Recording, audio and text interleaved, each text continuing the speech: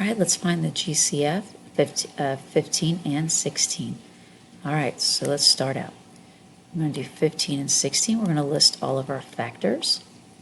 All right, let's do 15. We know we start with 1 times 15. What about 2?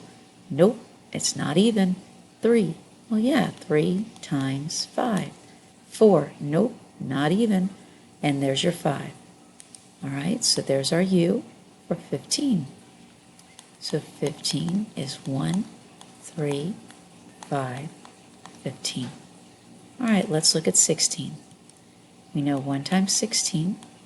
What about 2? Yes, it's even. 2 times what? 2 times 8. 3.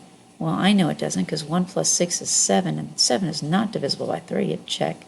16 divided by 3 equals, nope, didn't work. What about 4? Yep. 16 divided by 4 gives me 4. So 4 times 4. And there we go at 4. We know it's not 5, 6, or 7, but there's my 8. There's my U.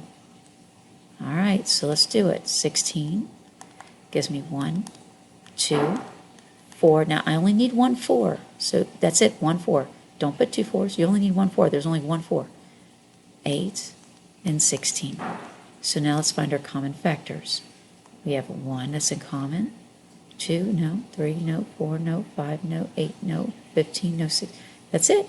So who's my greatest and my common factor? My greatest and my common factors is 1.